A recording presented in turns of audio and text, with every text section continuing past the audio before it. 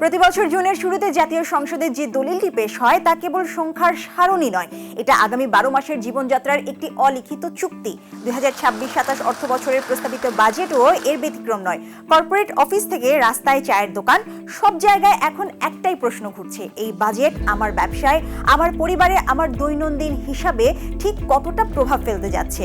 সবসময়কার মতো এবারও সাধারণ জনগণের নজর আটকেছে কোন জিনিসের দাম কমলো।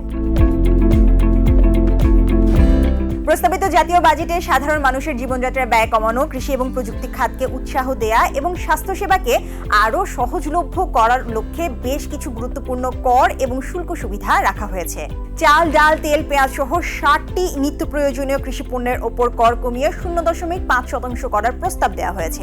পাশাপাশি মশলা, খেজুর, কফির কাঁচামাল এবং শিশু খাদ্য উৎপাদনের কাঁচামালে শুল্ক কমানো বা প্রত্যাহারের উদ্যোগ নেওয়া হয়েছে, যা বাজার দর কমাতে সহায়ক হতে পারে।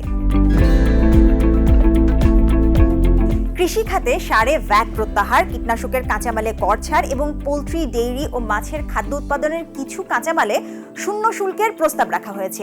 এতে উৎপাদন খরচ কমে কৃষক ও ভোক্তা উভয়ই উপকৃত হতে পারেন। প্রযুক্তি পণ্যের ক্ষেত্রে ল্যাপটপ, ডেস্কটপ, সার্ভার, মনিটর এবং প্রিন্টার আমদানিতে সব ধরনের শুল্ক ও ভ্যাট প্রত্যাহারের প্রস্তাব করা হয়েছে।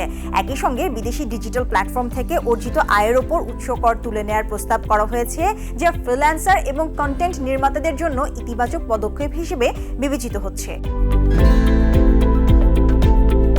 স্বাস্থ্য খাতে হার্টের স্ট্যান্ট, ডায়ালাইসিস ফিল্টার এবং ক্যান্সার চিকিৎসা সংশ্লিষ্ট কিছু কাঁচামালে কর ছাড়ের ফলে চিকিৎসা ব্যয় কমতে পারে। পাশাপাশি ক্যান্সার, কিডনি সহ 6টি দুরারোগ্য রোগে আক্রান্ত ব্যক্তিদের জন্য বছরে 1 লাখ টাকা সরকারি সহায়তার প্রস্তাব রাখা হয়েছে।